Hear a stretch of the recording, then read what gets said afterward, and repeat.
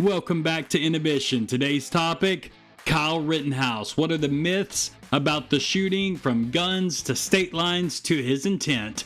It's time we talk about it.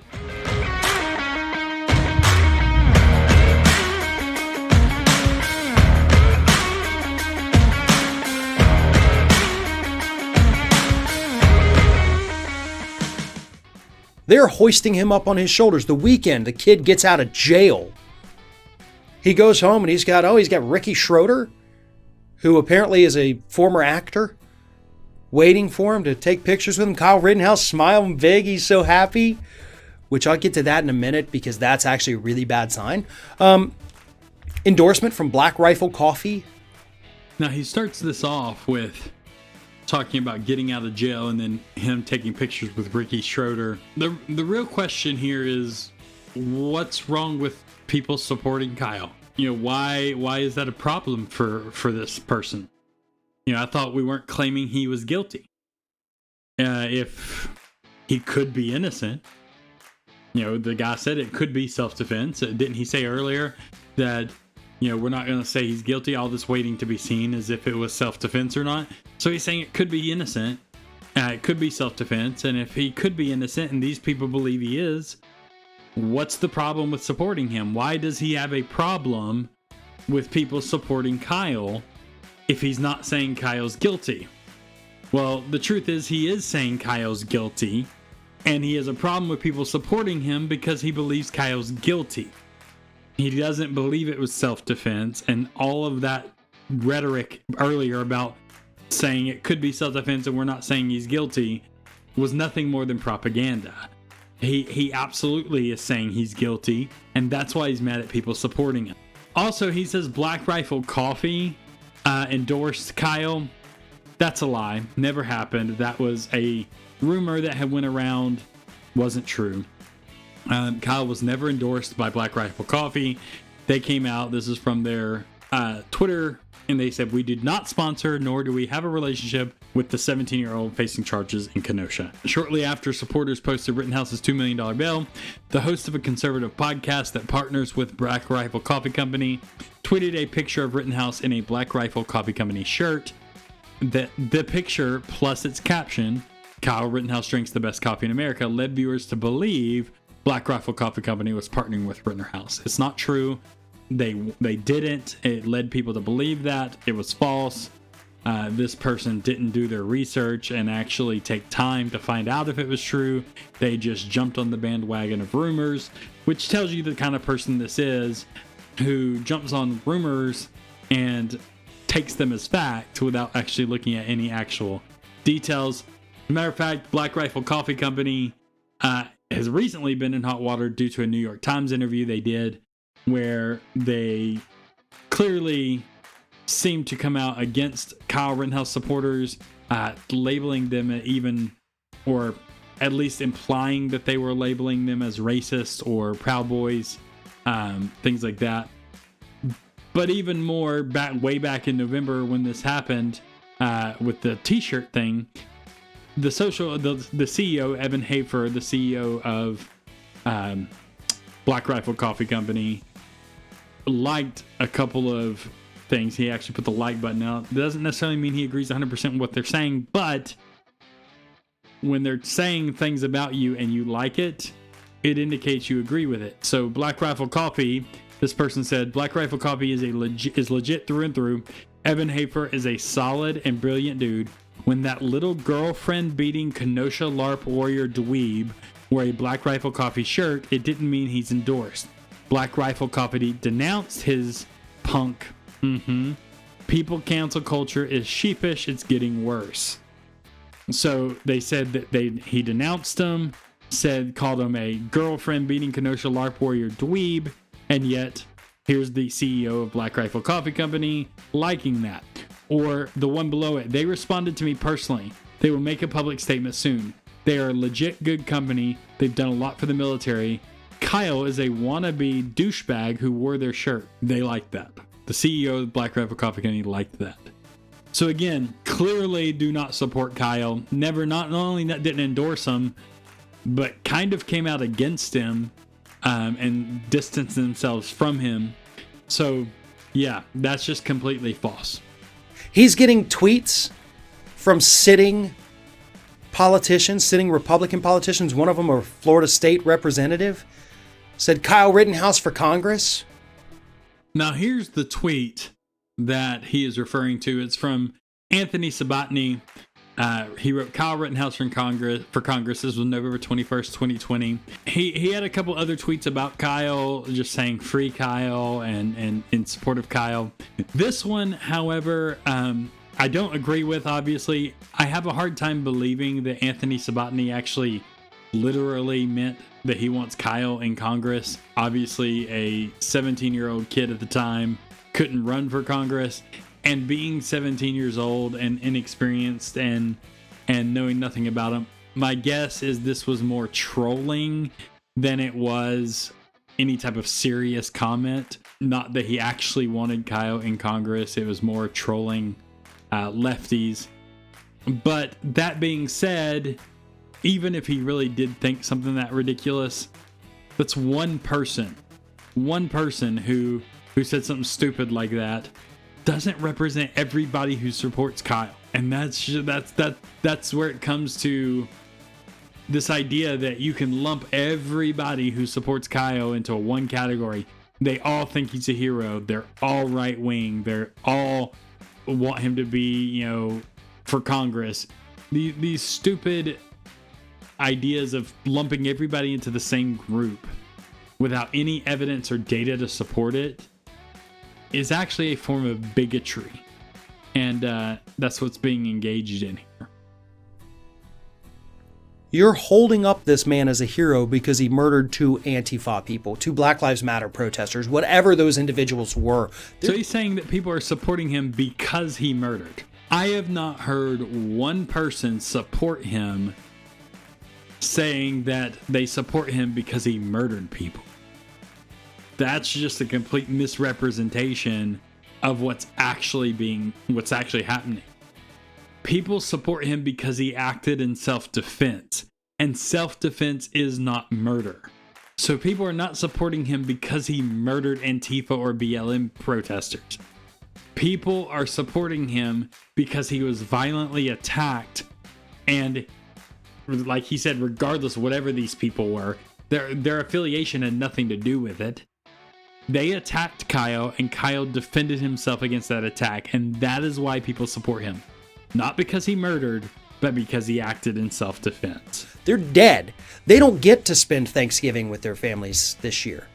They don't even get to not choose to spend Thanksgiving with their families because CDC says not to.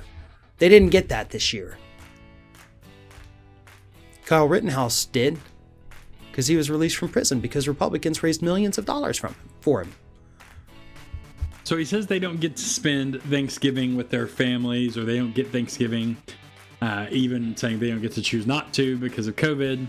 They don't get Thanksgiving. The part he leaves out is that they don't get Thanksgiving because they chose to attack someone unprovoked. He wants to blame Kyle because they don't get Thanksgiving, when in reality, they don't get Thanksgiving with their families because they chose to attack someone unprovoked. Here's some pictures of it. Here's this. Now, this gentleman right here actually has never been identified or charged, but here he is kicking Kyle, trying to crush his. He goes actually, you watch it, he's trying to stomp on his skull, definitely harming Kyle. Here's Anthony Huber beating Kyle over the back of the head with a skateboard. Here he is trying to steal Kyle's gun. Here's Gage pointing a pistol in Kyle's face, right?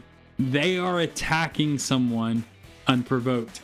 And the criminal complaint from the prosecution against Kyle even admits that Rosenbaum, the very first person Kyle shot, attacked Kyle. This says McGinnis stated that before the defendant, that'd be Kyle, reached the parking lot and ran across it, the defendant had moved from the middle of Sheridan Road to the sidewalk. And that is when McGinnis saw a male, Joseph Rosenbaum, initially try to engage the defendant. It was Rosenbaum who initially started the engagement. McGinnis stated that as the defendant was walking, Rosenbaum was trying to get closer to Kyle, to the defendant.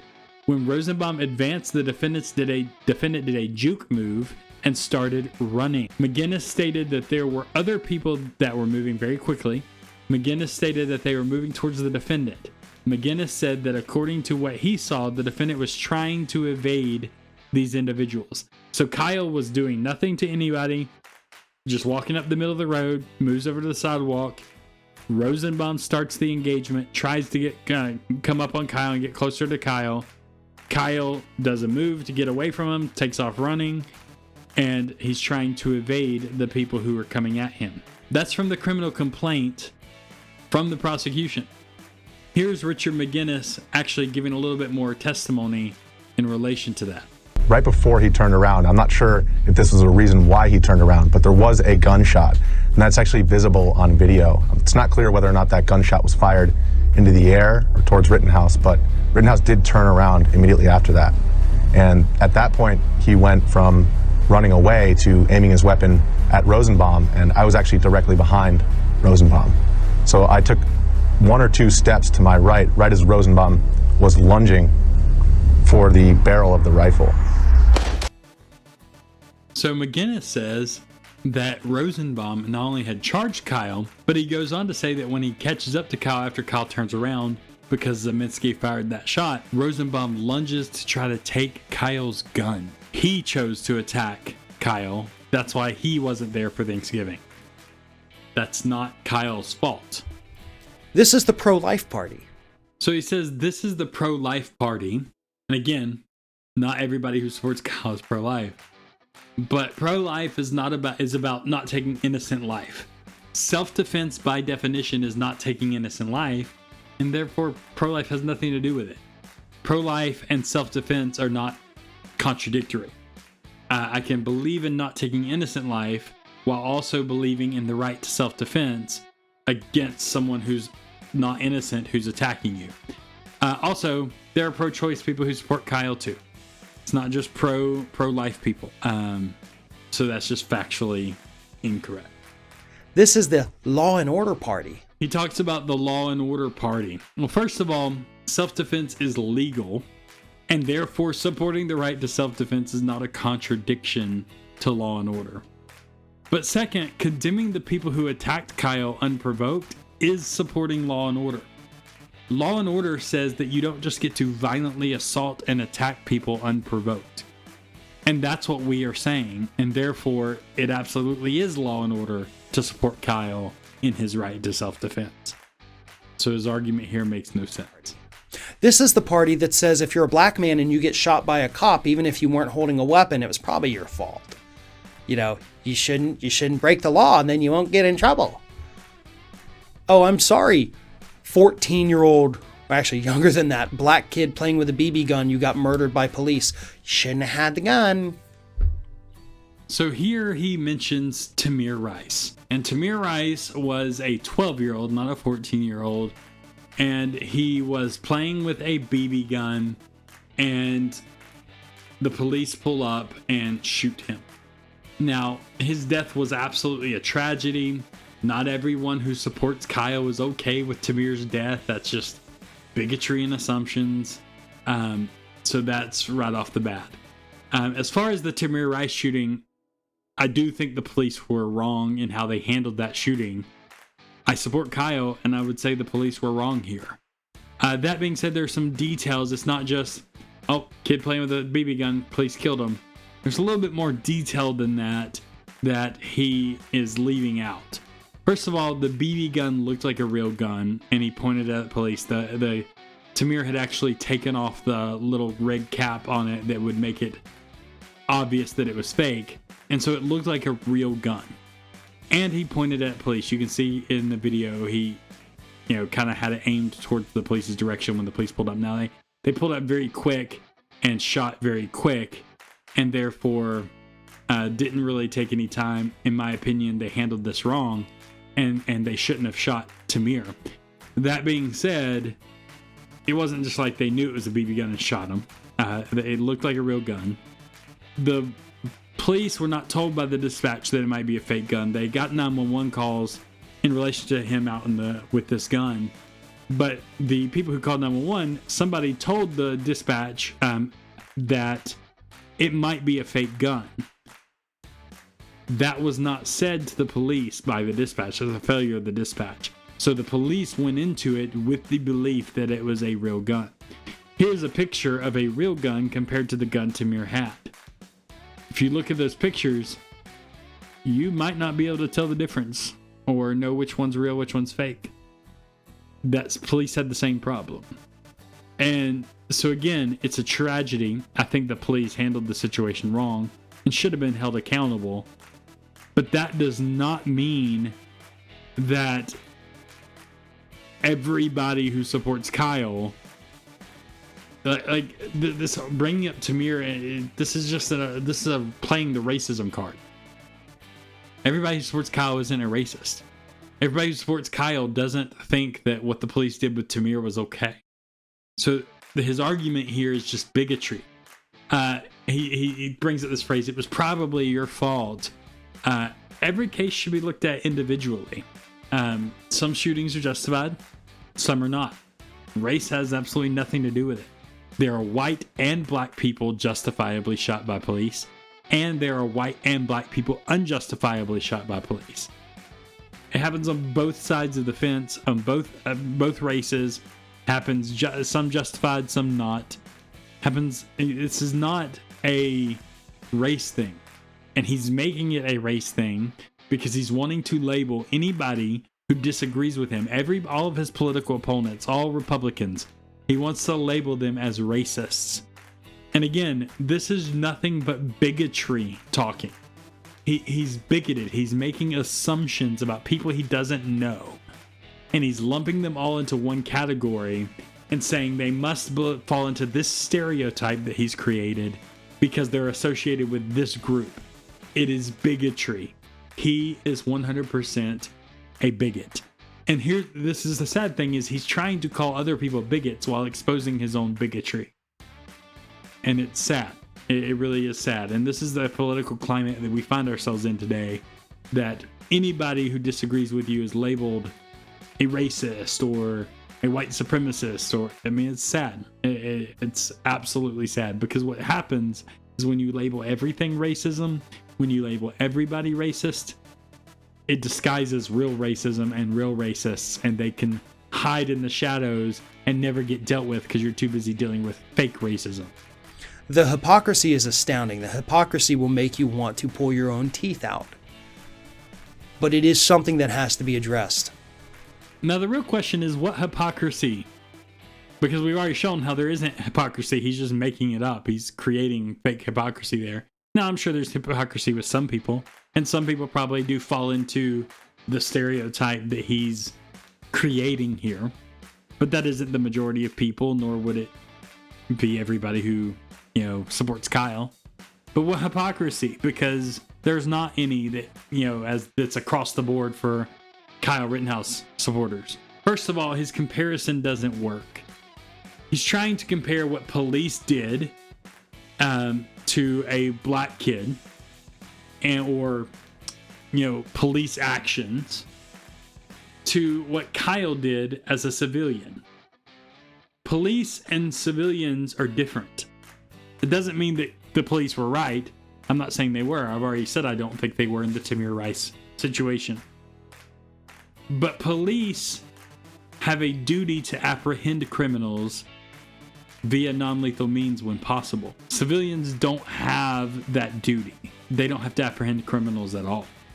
And so their end goal and duties are different.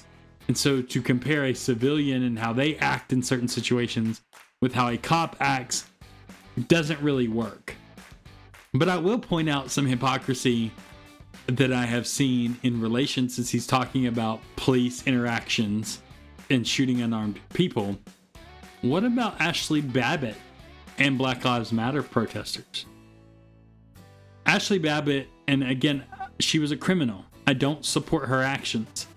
But Ashley Babbitt is the woman that was killed on January 6th during the riot at the Capitol, which I completely condemn. Everyone involved in that riot should be held accountable according to the fullest extent of the law. So I'm not supporting Ashley, and I don't think that she was right in her actions, and I believe she was a criminal. That being said, she was unarmed, and she could have easily been apprehended non-lethally. Black Lives Matter protesters have been protesting against police shooting unarmed people who could be apprehended non-lethally. And yet they support, or many of them, not all of them, I'm sure there's some that may support or may stand against the shooting of Ashley as well. But many people who are Black Lives Matter protesters have supported the cop who shot Ashley. Yet it's complete hypocrisy. But you won't find this guy calling that out because that's people on his side of the politic. And so the point I'm making is that I'm not saying all this to change topics to January 6th. Again, I completely condemn the riots and think everyone there should be held accountable. But my point in bringing that up is to expose the fact that this guy talking is a hypocrite who won't call out hypocrisy on his own side because he's trying to attack his political opponents. This isn't really about the Kyle case. This video is about him trying to find a way to attack his political opponents. It's propaganda. This kid killed 2 people, and he showed no remorse. Now here's the question. What is remorse? Why would he need to show remorse? The definition of remorse is deep regret or guilt for a wrong committed. Why would he regret defending himself? Why would he feel guilty for saving his own life? And how is self-defense a wrong committed? You see, he thinks Kyle should show remorse because he thinks Kyle is guilty of murder. He doesn't think it's self-defense. Now, I know earlier he said we're not, it could be self-defense and we're not saying he's guilty, but he is. He's saying he's guilty. He's saying that he should show remorse because he's guilty of murder, when in reality, if he was acting in self-defense, there would be no reason to regret defending himself or for feeling guilty for saving his own life, and there was no wrong committed. See how he's saying he's actually guilty even though he claimed he wasn't saying that? If you need any other indicator as to what this kid's intent was. Now, he says, he's talking about remorse, and he says the fact that he's not showing remorse shows intent. Not showing remorse is not evidence of intent. If he acted in self-defense, there wouldn't be remorse, and there wouldn't be intent to do harm. It's not show remorse or you had negative intent, or don't show remorse proving you had intent. Like, you see what I'm saying? Like, that's a false dichotomy. It doesn't work. It's not remorse and intent. It could be no remorse because he didn't do anything wrong, and no intent of doing anything wrong. This entire argument's not proof of anything. It's just more assumption. And this is what I just mentioned. Look at the picture from this weekend. He is smiling big. He's happy. He doesn't have a care in the world. So this is the picture he's referring to. This is after he got out on bail, out of jail. The person there on the left, that is Pierce, his former lawyer, who's been fired now by Kyle, which is a good thing. He was a terrible lawyer for Kyle. The guy on the right, there's Ricky Schroeder, the celebrity that he mentioned earlier, that he took a picture with. And there's Kyle in the middle, wearing that Black Rifle Coffee shirt that someone purchased for him, I think from a Bass Pro Shop about 2 hours before he got out on bail. And so he just threw that shirt on, and that's Kyle. And he's smiling big, and so they say, oh, he's smiling, so he's not remorseful. Well, first of all, this was taken just shortly after he was released from jail, after his bail was posted. After sitting over 2 months in jail for defending himself, of course you're going to be happy when you get out. Even if you were guilty and you didn't defend yourself, you've been sitting in jail and you get out of jail on bail, you're going to be happy that you're not sitting in jail anymore. That has nothing to do with whether it's remorse or not. It just has to do with in that moment. He was absolutely happy he wasn't sitting in jail anymore. That being said, that's not the same as not having a care in the world. He said he's smiling big. He doesn't have a care in the world. That's not the case. First, you shouldn't judge reality based on a single picture. You could take a picture and in a moment it looks like you're happy, and 5 minutes later you're having a panic attack. Like, you don't judge reality based on a single picture. That's absolutely flawed. That's why you don't judge, social media pictures. People post social media pictures and people think they have this perfect life, and look at it. Nobody's life is perfect. And just because you take a picture where you look happy, you could be depressed. You could be battling all kinds of things. But in that picture, you looked happy, so you ain't got a care in the world, right? No, of course not. You don't judge reality based on a single picture. Second, remorse and having a care in the world are not the same thing. I'm sure it has weighed on him that he took life. He took human life. Doesn't mean he regrets it or shows remorse because he didn't do anything wrong. But the weight of the fact that he took human life, that's going to weigh on anyone. It doesn't mean he was wrong, right? Police, for example, in true justified shootings, police battle with the fact that they had to shoot someone. Even if the shooting was justified and there's no need to show remorse for it because they did the right thing, it'll still weigh on them. Doesn't mean that they won't have a picture where they smile with their family or with people they, doesn't mean there won't ever be happy moments, but it's still going to weigh on them, right? So this idea that he has no care in the world because he's smiling in a picture, that's just nonsense. It's not based in reality. It's, again, just more assumption. So either he's not competent enough to understand what he did, or he likely enjoyed it. Now he sets up a false dichotomy. False dichotomy meaning he presents it if it's either or. It's one of two options, and it can't be anything else. That's a false dichotomy when that's not true. First, he says is that he's either not competent enough to understand what he did, or he likely enjoyed it. Now notice he didn't say or he enjoyed it. He said likely enjoyed it, indicating which one he thinks it was. In his mind, Kyle's a psychopath who enjoys killing people. Even though there's no evidence to support that. But that's not really the only options. It could be that he understood that he acted in self-defense and therefore does not feel remorse because he didn't do anything wrong. But not feeling remorse is not the same as enjoying it. I may not feel remorse for acting in self-defense, but that doesn't mean I enjoyed shooting someone. Those aren't the same thing. So he's created this false dichotomy, this it has to be either this or this, because he assumes Kyle's guilty of murder.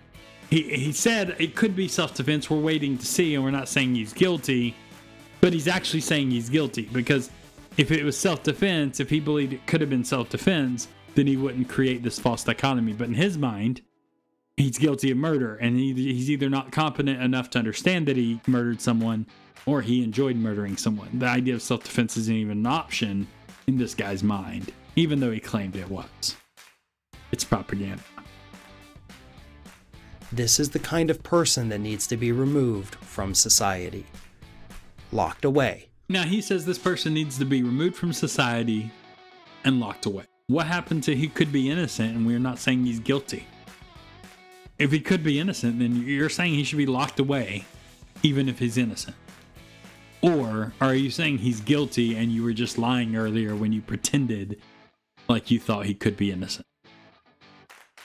It could have been self-defense, but he should be locked away for it? Is that really? You said it could have been, right? You said you were still waiting to find out if it was self-defense. This is nothing more than propaganda. He pretended to be rational by pretending to say we're waiting on all the evidence to be presented in court, and he could be self-defense.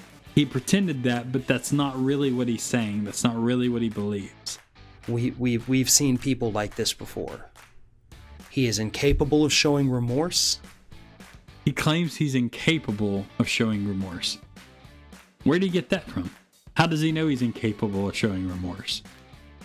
He's assuming guilt here. He's assuming that Kyle is guilty, and therefore him not showing remorse must mean he's incapable of it.